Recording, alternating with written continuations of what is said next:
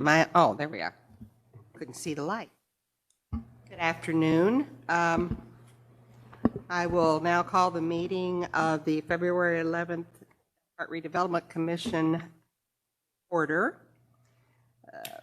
First item is amending the agenda. May I have a motion, please? So moved. Second. All those in favor, please signify by saying aye. Aye. Aye. Opposed? Okay.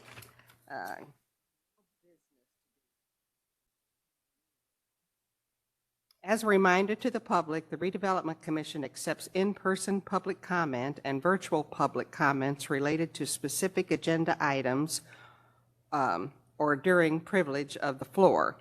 To participate virtually, please join us via WebEx and be sure you are visible and audible and that your name is displayed.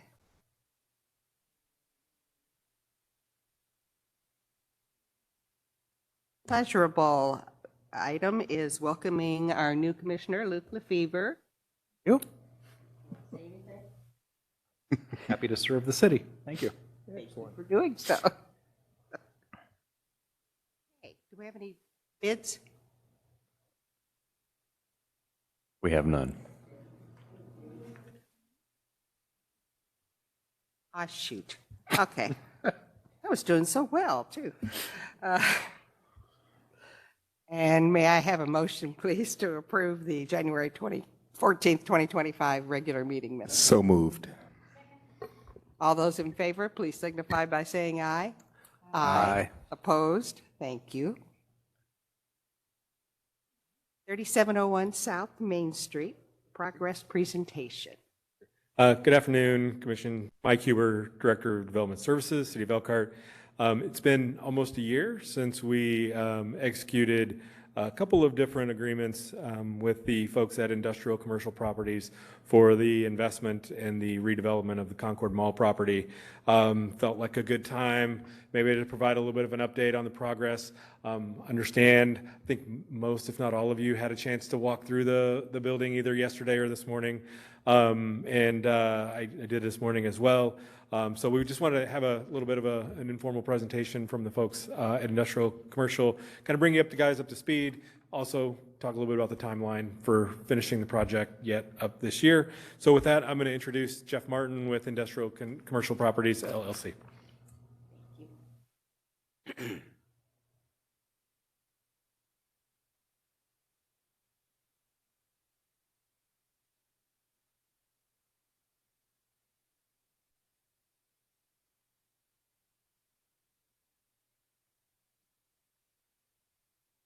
Hi, Jeff Martin with Industrial Commercial Properties. Good to see most of you again.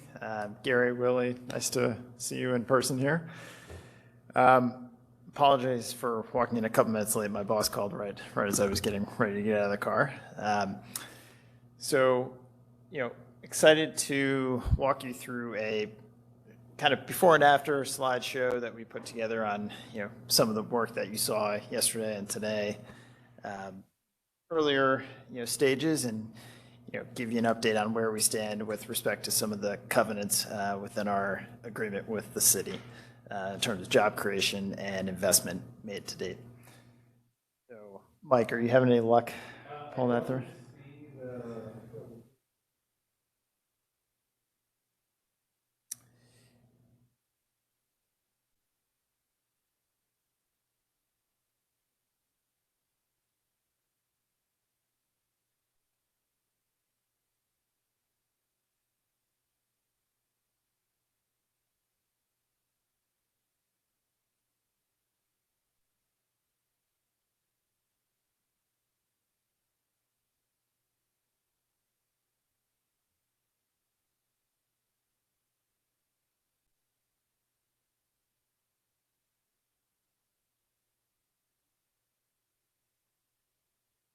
Passed all the pressure to Mike here. Well done. Sorry, Mike.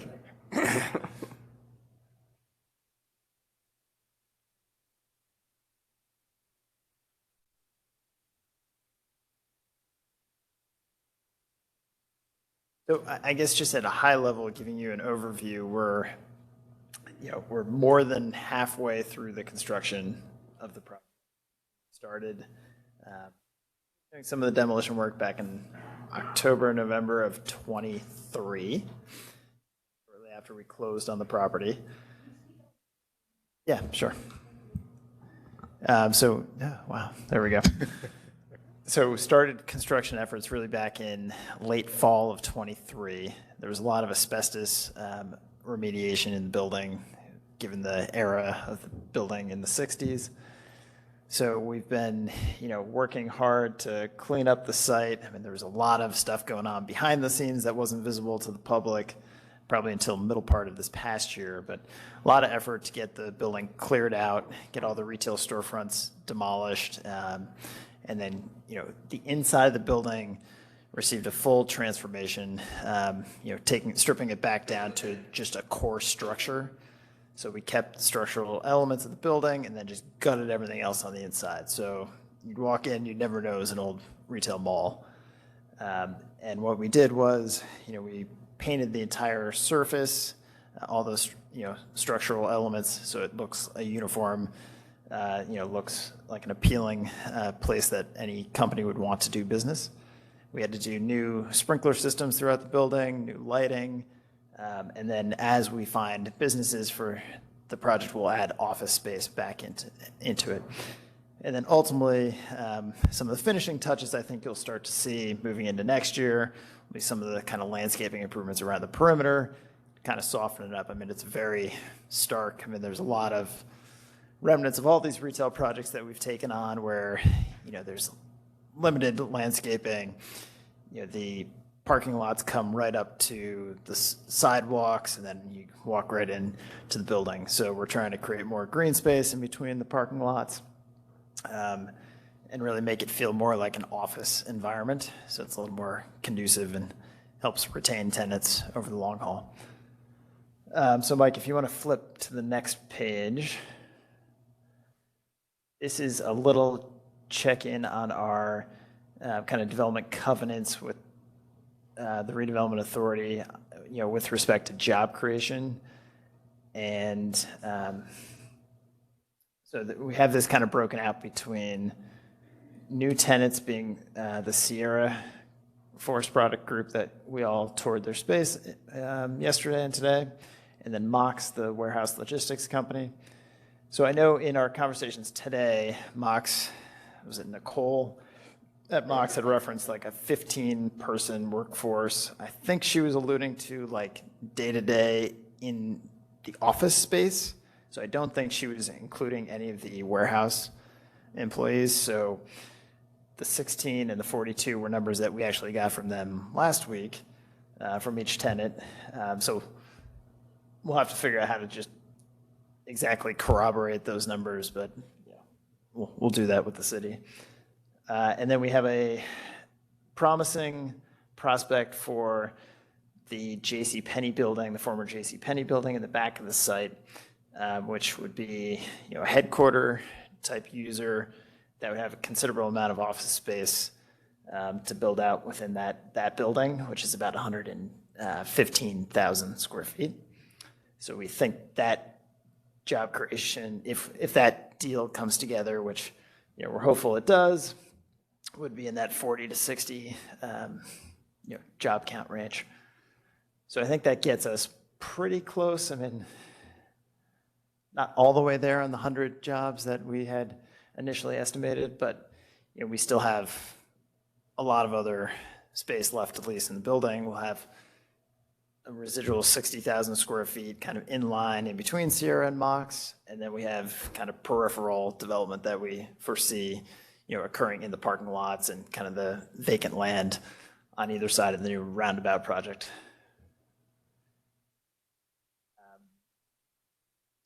And then retained jobs, our goal was to retain 50 jobs, which we're already over that threshold with the existing retail spaces that are there today. And to date, on the investment side, we are already north of $20 million invested.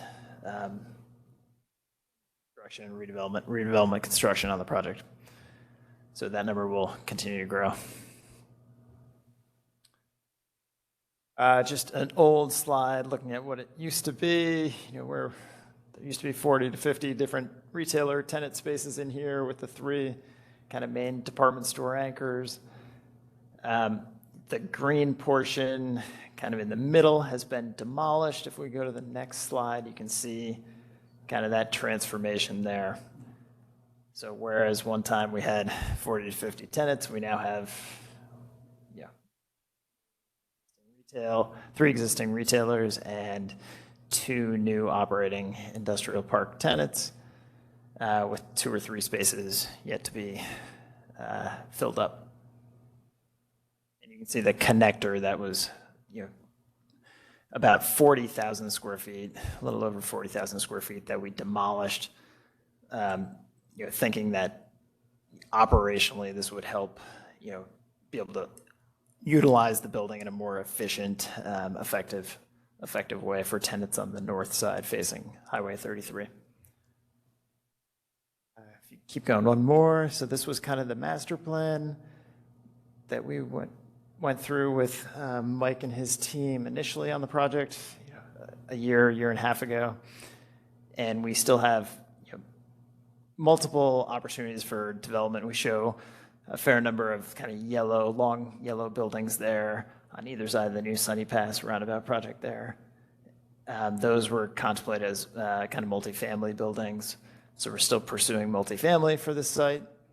And then we have orange buildings kind of up along US 33 that we were hopeful to get kind of commercial users once we fill in the business park portion of the building, we'll start to have more interest for daytime population at the site, which should help drive more commercial interest in the property.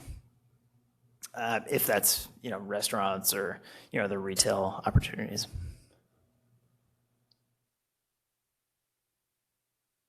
Just an aerial overview of the before and after roof plan of the building, so you can see really the impact of taking out that center section of the building and kind of opening up the site for better circulation patterns for the truck traffic that was necessary to accommodate some of the end users so far. And I also should mention, Mike, if you go back up one slide, that yellow outline, there's in the top right corner, there's a white roof there, the old theater building. Adjacent to that, we also purchased about a 3-acre piece, I think it was 3 acres, from AMC to kind of square off our controlled land holdings. And that allows us to create a bigger development area, maybe for multifamily or some other use. So that was previously an undeveloped parcel there at Mishawaka and the old Concord Mall Drive.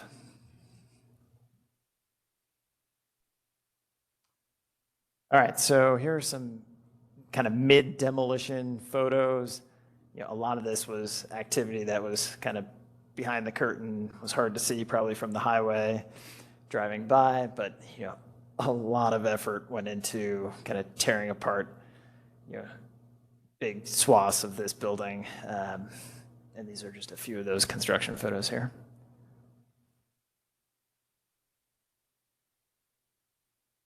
This was that connector piece where we added new loading on the backside, which improves the overall kind of circulation around the site. And frankly, it helps kind of tuck some of that loading in between the buildings, so it's less visible from the peripheral too, which I thought was a great idea. So here's some before and after pictures. That was the old main mall entrance that had the little covered porte cochere in the front, which is now the main entrance to Mox. We have had some conversations with staff about trying to get a better sign for Mox, so it looks like it's actual occupied space, because when you drive by on the highway, it looks like it's still, not an operating space. So we'll work on that with the tenant. I think that'll look nice. And then the old Carson's has been transformed into the Sierra Forest Products Group.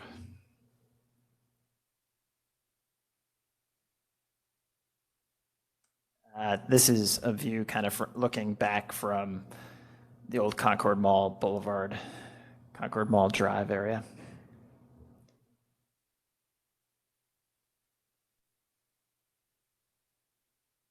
Similar view, just a little bit zoomed in on the back of Mox and the Hobby Lobby there.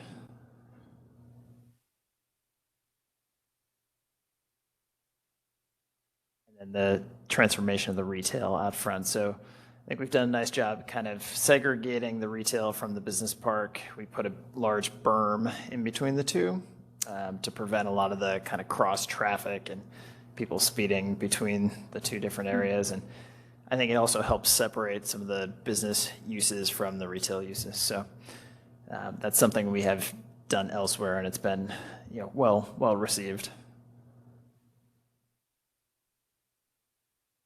So Tavel was actually the last tenant inside of the mall who had lease control of their space inside of the mall for I think it was another 8 to 10 years when we bought it. So everyone else had like short-term leases that we could terminate, or were month to month. These guys had us. I mean, they kind of had us between a rock and a hard place, and we had to negotiate with them to kind of get them out of the way so we could start the project. So, it worked out great. The eye doctor was pleased with, being able to move out onto an out parcel location where it was more prominent, easier access for his clients and customers. And, we also were able to reuse another building, the old bank building out there, and kind of transform that. So it looks really nice on the inside too. I think there's a couple pictures later on. This is what Carson's used to look like. I'm sure many people in this room were in there when it was operating. So 2-story department store, escalators in the middle. And we had to blow it all up, tear it all up on the inside. And then this was kind of a mid-progress photo. Almost doesn't look like the same space to what we were in last night and today. So you can see the second floor structure on the left and kind of the darker photo. And then we added, all the additional bracing and support elements at the roof line that enabled us to take out every other column in the building to make it a much more industrial friendly, usable space. So I think we went from 26 by 26 column bays to 52 by 52. So, long term, that'll help us retain tenants in this really great industrial space. And then that's the finished product on the right.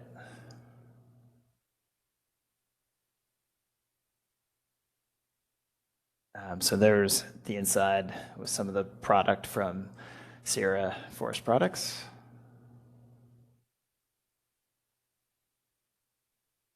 And this was the old kind of center court of the mall that had the palm trees and the water fountain areas and kind of that sunken living room space in the middle. And it's been, I would say it's kind of unrecognizable to what it once was, but still great to have that natural light coming in the building there.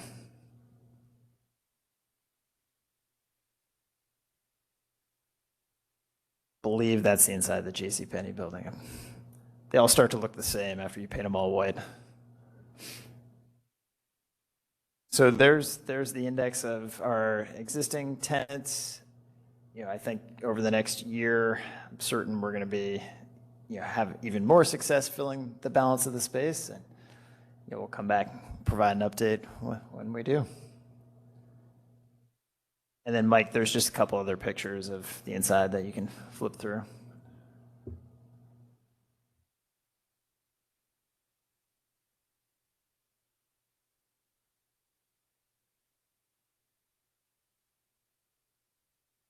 So again, just want to thank the city, the Redevelopment Commission for your trust in us to get this project done and bring this dead retail project back to life and give it a new life in a different format, and we're really pleased with the progress to date.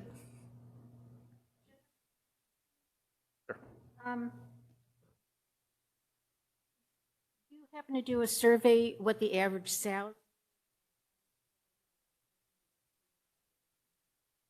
So I know we asked them for job count numbers just this past week. I don't think we got that granular yet, but we will. We'll Would be ask them. helpful. Yep. It's bragging rights. And I think it'll be a little bit of I mean, I think your white collar office jobs are going to be a little bit higher than the warehouse distribution jobs, but we'll see if we can get that breakdown.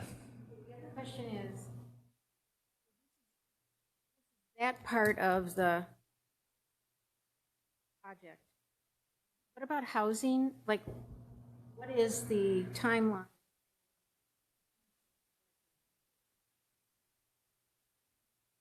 I would say it's TBD.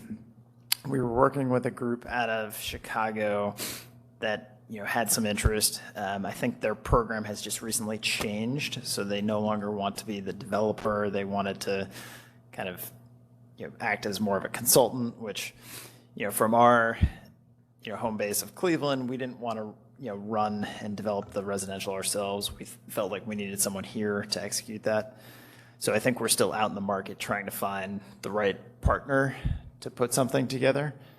And as the rest of the project gets a little more clarity in terms of use and function with the business park tenants, that'll really define for us kind of what the available land is to do alternative uses on. And I think we're getting close to that point. Yep.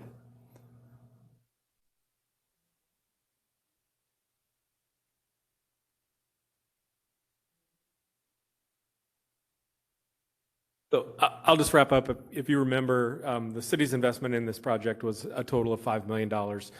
So part of that investment was through a tax abatement. Dinah, to answer your question, they will be submitting their CF1 compliance documents as it relates to the tax abatement process starting this year. That includes the job, not just the job numbers, but it also includes their progress towards making the wages that were identified in their SB1 and those things. So as we get, those are due May 15th. So as we get those final documents in, we'll have that information and they'll be collecting that. So that's all part of them being able to receive their compliance for the tax phase-in process. There was also a forgivable loan of $1 million that the city provided to them out of edit. And then there was the $2 million lease provided by the Redevelopment Commission of the parking area to allow them to have access to the $2 million of TIF to complete the $5 million investment of the city's portion of the $20 million investment. So.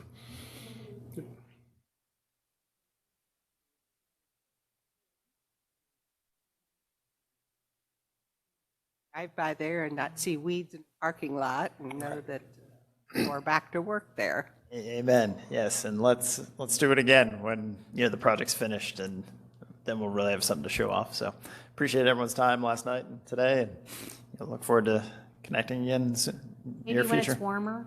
Yeah, exactly. Not in 20-degree weather. Yeah. All right. Thanks again. Thank you. You.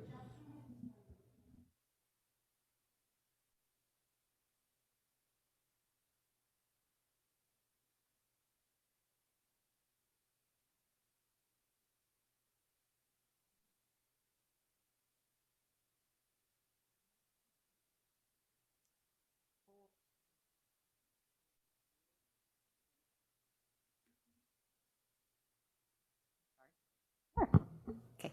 Better? Good afternoon, Adam Fan, Assistant Director of Redevelopment.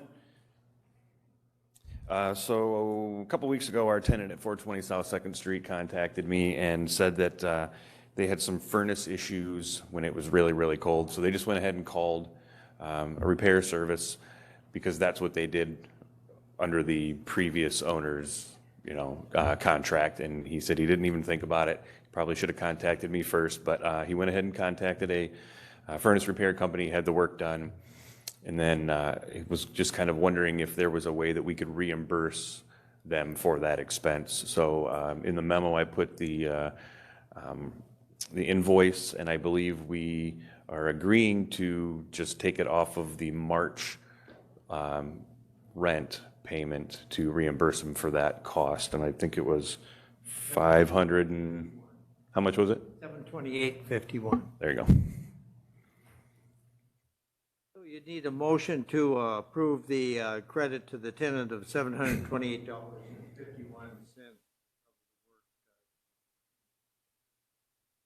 I'll move. Second. And although, any questions or comments from the commissioners? How long is their lease? They have given their notice and they'll be out at the end of March. All right, no problem. Comments? Questions or comments from members of the public? All those in favor, please signify by saying aye. Aye. Opposed? Thank you. Aaron Drive appraisal. So I did hand out some visual aids. So staff has been in conversation with an interested party for the property that is privately owned along Emerson Drive. And as part of that potential redevelopment, be it residential or commercial or whatever, that parcel will need to have utilities run to it. And in our conversations with Public Works and Utilities, they would like for the water to be brought onto the site and then looped out back onto Cassopolis Street. Eric Trotter and staff have been working with parcel owners on Karen Drive or on either side of Karen Drive to get an easement because Karen Drive is a privately owned road. So we have acquired easement from two of the car dealerships on the east side of Karen Drive. So what I'm asking for now is permission and an appropriation from the consolidated TIF, or I'm sorry, the Cassopolis TIF, to acquire, or I'm sorry, to appraise the parcel there at the end of Karen Drive. So the blue box that I've made here is the parcel that we would be appraising and potentially purchasing to have the utilities looped through. The yellow outlined area is the total of the developable parcel that the individual is interested in, and then the black line represents where we would need to bring water in and then down Karen Drive to connect it to Cassopolis Street to make that loop. This is to be done under a general $5,000 appraisal. Yeah, I just kind of went with a round number. I mean, it's a vacant lot appraisal, so I don't think it'll come anywhere near there. But So we need a resolution authorizing the staff to order appraisals as needed for real estate and acquisition purposes in the Cassopolis Street Corridor Economic Development Area and Allocation Area, and appropriating $5,000 from that area to cover the cost of the appraisals. Have a motion to that effect, please? So moved. Second. Any questions or comments from the commissioners? Questions or comments from members of the public? All those in favor, please signify by saying aye. Aye. Opposed? thank you. Thank you.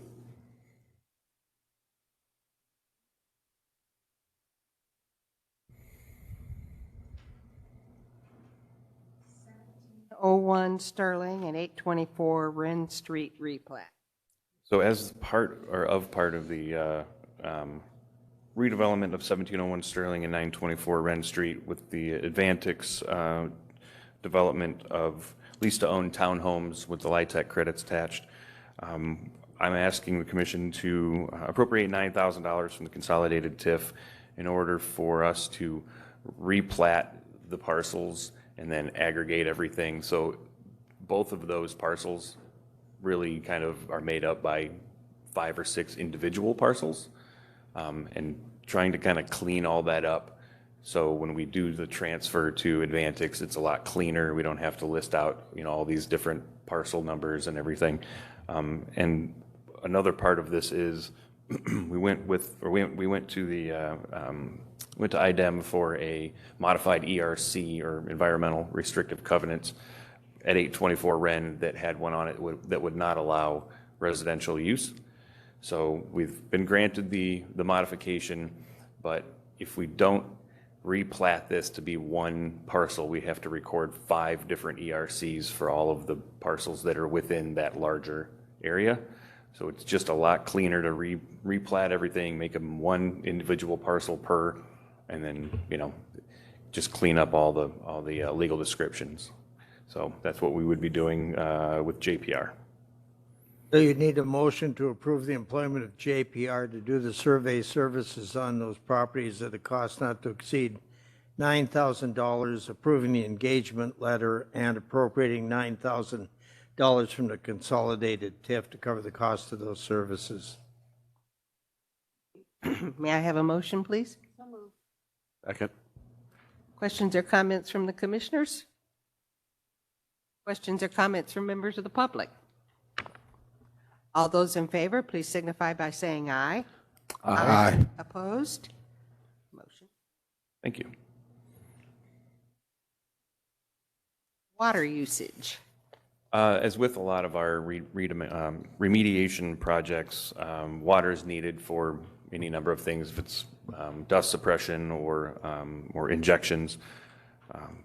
So one of the agreements that I've kind of entered into with the EPA when they were out at Roundhouse was they put in $2.24 million, I think, and I think, it was okay. I said it was okay if we paid for the water usage. So they ended up using just under 500,000 gallons of water for that 5 months that they were on site, 4 months, whatever it was. And that usage came out to $543.24 for almost 500,000 gallons of water. So I think it's a pretty fair trade. And then the other site that we're approving is the old Walter Piano site. So we did another round of injections this year where we put in probably about 3 times the amount of oxidant into the ground to try to alleviate or to remediate the TCE plume that's on that site. And again, I agreed to pay the water for that. I didn't get the gallon usage, but that total came to $39.24. So again, pretty good trade.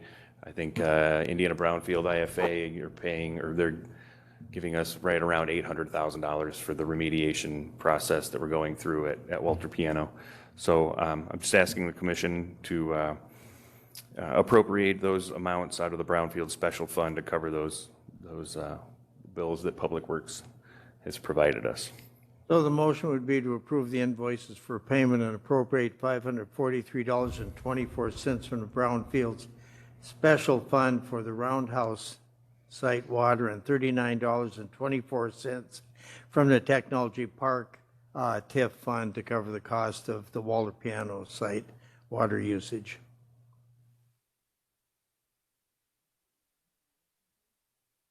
So moved. Second. Questions or comments from the commissioner? Adam, I have a question for the Walter site. When will that be ready to be? That's a good question.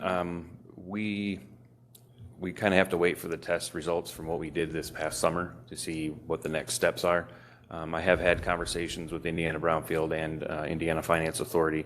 We can start the planning process for that parcel. The contractor, Weaver Environmental Consultants, said that there's really no reason why we can't begin some of the site prep.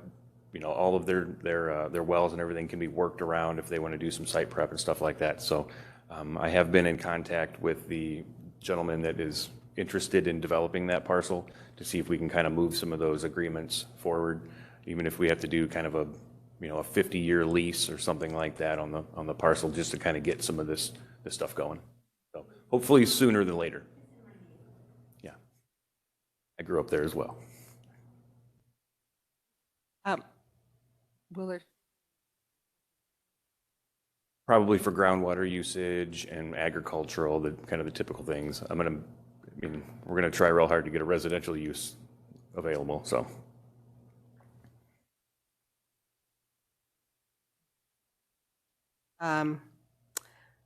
19. We need the vote. Oh, I also didn't ask for questions from the public. Sorry, folks, they made me walk around all morning. Now I'm just exhausted. Any comments from all those in favor? Please signify by saying aye. Aye. Opposed? Thank you. Thank you. Okay, now, 1913 Yuma Avenue. So 1913 Yuma Avenue was a parcel that we got through the tax sale. It does have a small pole barn structure on the property.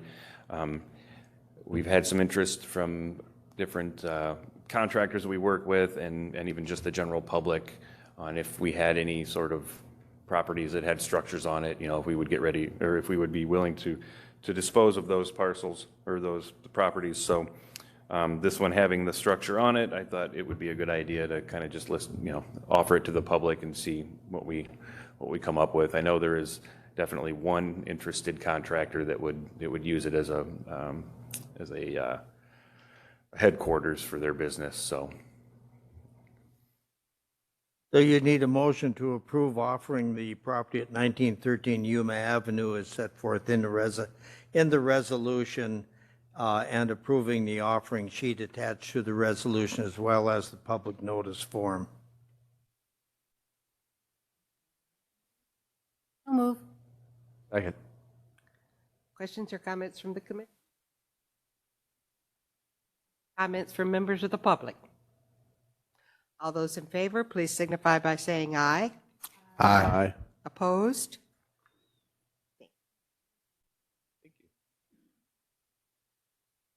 me too. Windsor RFQ. This is permission to release the RFQ for the Windsor improvements. So we're looking at doing some pedestrian improvements along Windsor on either side of the road, sidewalks, mid-block crossing to kind of match up to the bus stop that's there. And then rolled into this project is also a lighting upgrade for Cassopolis. So the improvements that we're doing now on State Road 19 did not include a lighting package. It was one of those things that we were looking at potentially bidding out as an alternate, but it just kind of didn't work out, and it was a pretty big number when it came back from the bids. So we're just going to roll it into this RFP. So you RFQ. need a motion to approve the form in terms of the request for quotes and form of proposed agreement for professional services as attached, and authorizing staff to issue notice to professional engineering firms capable of performing the services to submit proposals for opening on March 11, 2025.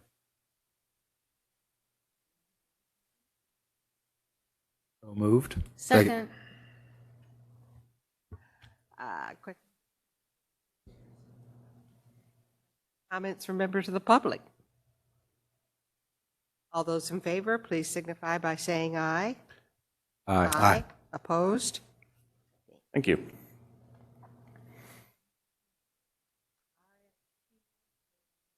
Appraisal services.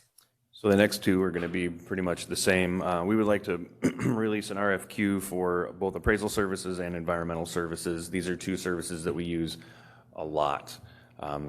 You know, instead of coming back to the commission every month or every couple months for appraisal dollars and permission to hire, you know, this company or whatever, we decided it was a good idea to just put an RFQ out there and, you know, send it to, you know, 8 or 10 appraisal companies, get all their prices, and then pick, you know, a dozen of them or whatever, or half a dozen of them, and get them under contract for 2 years so we can just kind of call them and we can go. The commission approved our budget at the beginning of the year, so we would have a professional services line in that budget of a dollar amount that we would just kind of use to do these types of things. So just kind of trying to clean it up and make it easier for everybody so we don't have to keep coming back and doing the same thing. So at this, you just need a motion to authorize staff to issue the proposed RFQs as described. So move. Second. Comments from the commissioners? Comments from members of the public? All those in favor, please signify by saying aye. Aye. Opposed? Thank you. RFQ for Environmental, same thing. So we do phase ones on any properties that we intend to acquire, and then generally we do phase twos as well. So same kind of thing. Send the RFQ out to a bunch of different firms, get their costs, get them under contract. We'll have a professional services line. We just kind of go out there and get the work done. So motion needed is to approve the issuance of the RFQs as described by staff. So moved. Second. Questions or comments?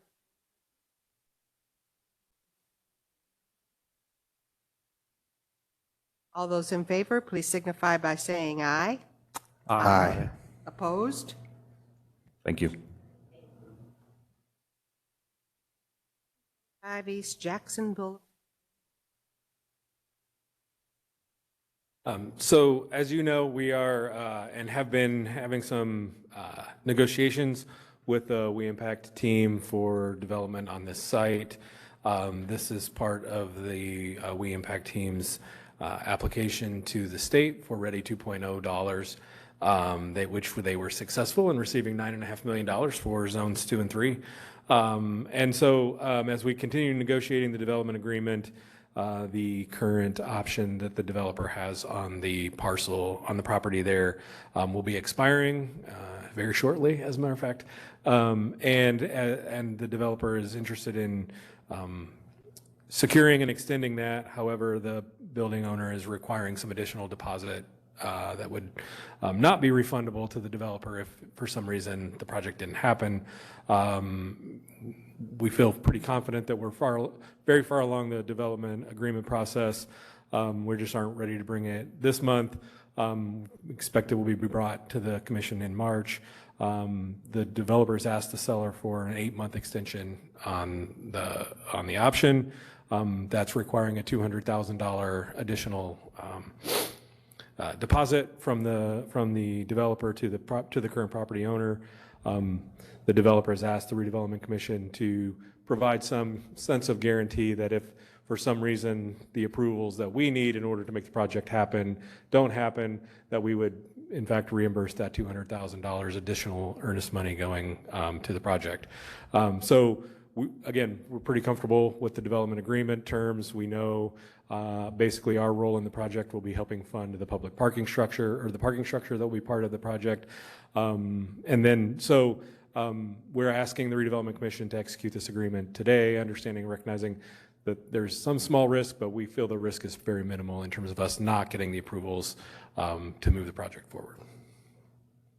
So you would need a motion to approve the form and content of the agreement as presented and authorize the officers to execute the same.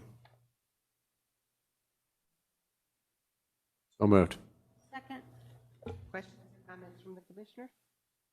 8-month extension. You feel confident that we'll be able to get all approvals in time? I do. We just saw a calendar from the legal counsel at Ice Miller that's helping us with the TIF carve-out calendar and the bonding calendar.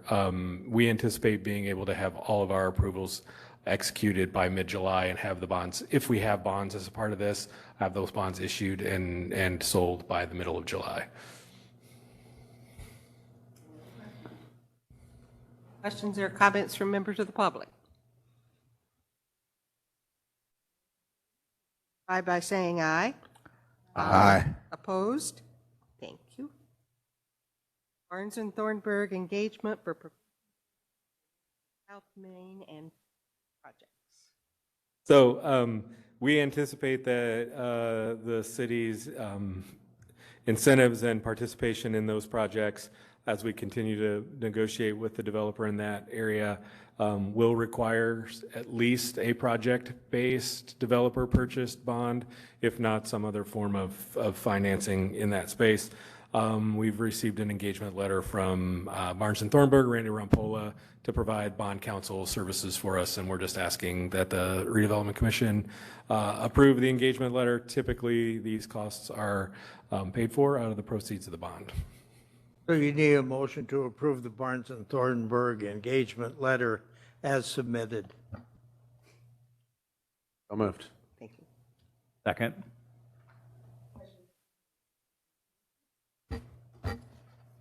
Comments from members of the public?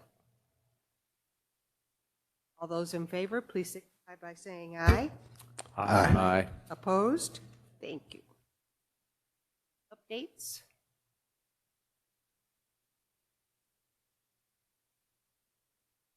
Not a ton this month. So the Con property is kind of on pause at this point because of the federal government. Any work that has been scheduled is ongoing, but no new work is to be done. We are still working through, or the consultant is still working through the bid specs. So once we get to go, we can just go ahead and release those. The bid specs for the excavation, I'm sorry. The Freight Street demo is done, and the roundhouse fence is also completed and looks good. So that's about it. Thank you. One additional update. I want to welcome the Troyers. I noticed the Troyers back here in the audience this afternoon, and they may have some comments to make as well. I understand we've had multiple conversations with the Troyers on the Woodland Crossing master planning process and the impact of that planning process. They're adjacent property owners. And so I just wanted to give a little bit of an update. We anticipate the completed master planning document to be delivered by the Neighborhood Evolutions and WBK folks by the end of March. We're pretty close, we're pretty far along, and they're just wrapping up a few items on that. We are also right now pulling out pieces of that plan and putting together the packet to send to Kroger, to initiate the Kroger, hey, we met our obligations, we're within the rights of the declarations that we negotiated, and we intend to move forward on that. And then, so that will kind of end the original scope of our engagement with Neighborhood Evolutions. Had a conversation with Jim Kuman today, as a matter of fact, about how we might continue that, continue conversations and assistance and guidance with them as we move to the next phase, which is, okay, now that we've got the plan, what's the timeline, the accurate timeline for us to move forward with execution of the plan? When do we anticipate? Obviously, the primary focus is continuing to be on stabilizing and growing tenant base within the existing retail, looking at what a timeline and design for the infrastructure and the parking lot improvements that would be necessary before any new development could occur, whether it's retail or residential within the space. We have to make sure that they're served by residential, and then hammering out the final designs and getting the structure built so we could actually provide housing or commercial developers access to the property to develop it. So there's a number of components. It's a very complex project with many, many moving pieces. And so that would be kind of kicking off the next phase. And we would anticipate probably March or April bringing forward another engagement with Neighborhood Evolutions to kind of help us move and guide into that next implementation phase. Mike, I have a couple questions, not about that.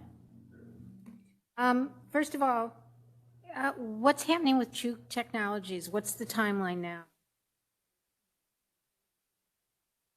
So Juke has had and scheduled multiple meetings with Parks Department, Library, Learner, 100-Year folks, and the downtown merchants. So they're kind of compiling both the existing event calendar and figuring out where and how they can collaborate. And so that's kind of again, we anticipated the first 60 to 90 days was really being about them making those introductions, compiling that information, and figuring out what the right aspects for them to be able to partner with folks are. So that's kind of the process they're in right now still. And is Juke just for downtown? Also other companies who... So we have much like the intention, this was really kind of intended to kind of move into the space that Art Walk provided, right? So our initial thought was around downtown. I think if there's extra capacity within, then we can talk about, are there other places or other businesses that could partner with Juke in those areas too? I did suggest to Lon Johnson that perhaps...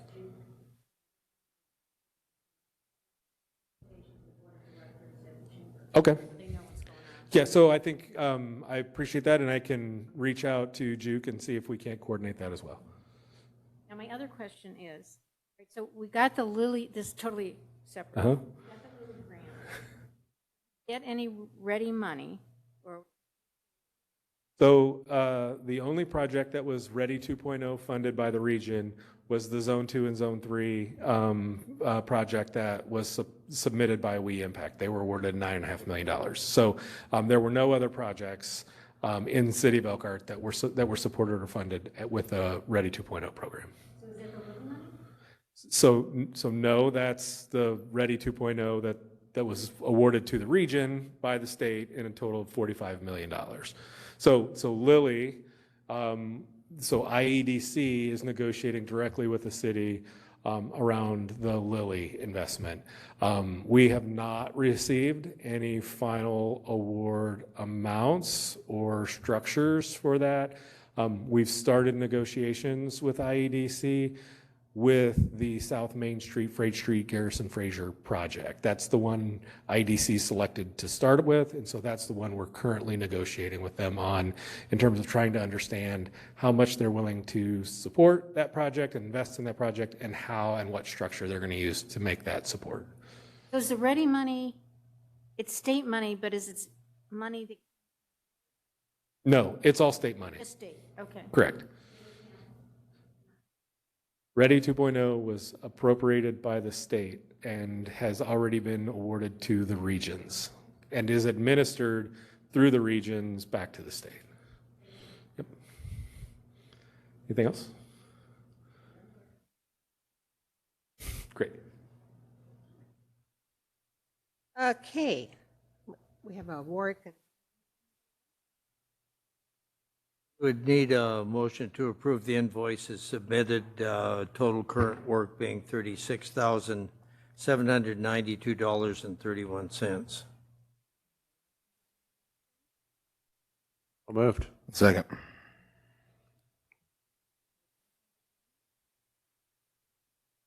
All those in favor, please signify by saying aye. Aye. Opposed? Thank you.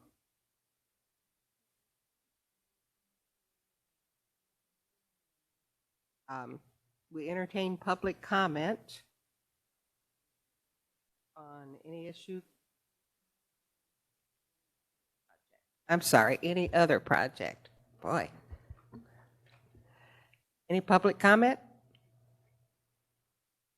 Nope. In that case, I'll ask for a motion to adjourn. Second. All those in favor, please signify by saying aye. Aye. Opposed? Thank you all.